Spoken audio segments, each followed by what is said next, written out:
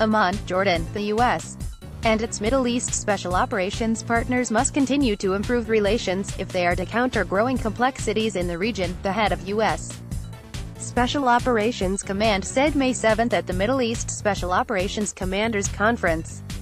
The conference's theme this year focuses on hybrid warfare in the global gray zone.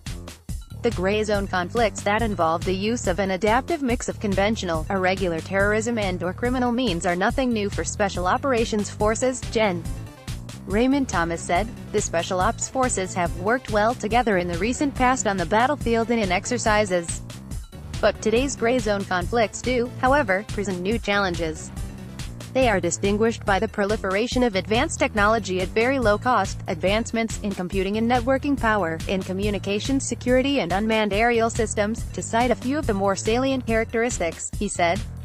Availability of rapidly evolving technology represents a very low barrier of entry to operationally effective capability of malign actors. The increasing speed and movement of information and people around the globe allows them to extend their operational reach in ways considered the domain of science fiction in previous years, Thomas added. So as the operational environment grows more challenging, Thomas offered 3 areas where Special Operations Forces can improve, areas that not only apply to the Middle East but globally, build stronger alliances and partnerships, share information, enhance interoperability. He noted that the U.S. has already made significant, permanent, enduring investment of personnel and resources to sustain and grow alliances and partnerships, currently playing host to 9 foreign liaison officers and 23 exchange officers at USSOCOM's headquarters in Florida. USSOCOM also has 6 foreign exchange officers in its Special Operations Force service components that, in turn, advise their respective commanders and strengthen critical relationships.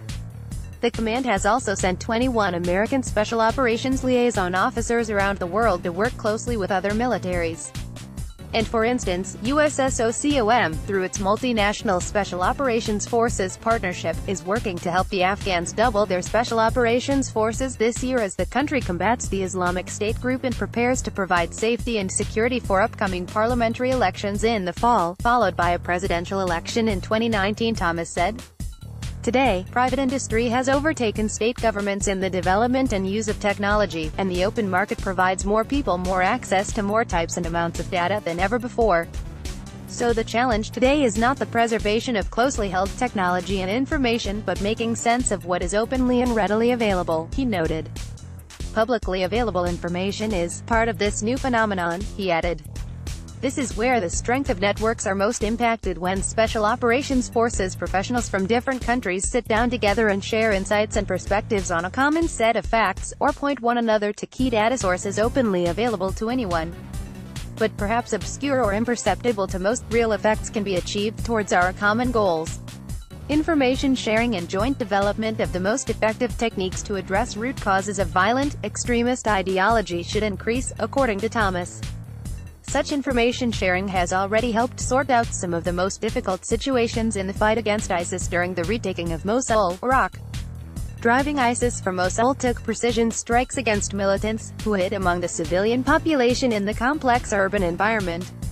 Challenge was compounded with the fact that ISIS was regularly willing to use civilians as human shields. The adversary using human shields and our painstaking efforts to ensure there was no collateral damage as we try to clear those urban environments was a nuanced challenge not normally confronted in conflict, Thomas said. The Iraqi forces were masterful in a very tough fight against an adversary with no concern for collateral damage, he added. Being able to engage ISIS targets without harming civilians meant complex coordination based on robust intelligence sharing. Greater sharing of information extends beyond the information itself to the establishment of common information sharing systems, platforms and data networks, Thomas said. Recognizing the need, USSOCOM developed the All Partners Access Network, or APPAN, which allows the U.S. to share information for humanitarian assistance, disaster relief, and exercise planning in conferences with partners. The networks allow partners to share command and control, exchange analytical information, coordinate engagements, conduct mission planning, and share intelligence in support of operations, Thomas said. Interoperability must also improve, he added. Interoperability is the goal of all forces of disparate doctrine, equipment and training when they share a common mission and common adversaries, Thomas noted. Interoperability is developed through conferences, exchanges and visits, and is enhanced through exercises like Eager Lion, Invincible Sentry and Eastern Eagle, according to Thomas. More than 7,000 Jordanians and Americans participated in Eager Lion. Senior leaders from 20 nations kicked off the exercise by addressing issues where special operations is front and center.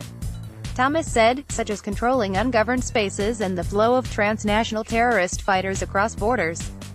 The exercise helped to grow the combined special operations forces of both Jordan and the US, and more effectively integrate processes, procedures, tactics and thoughts to better face the threats that challenge the Middle East.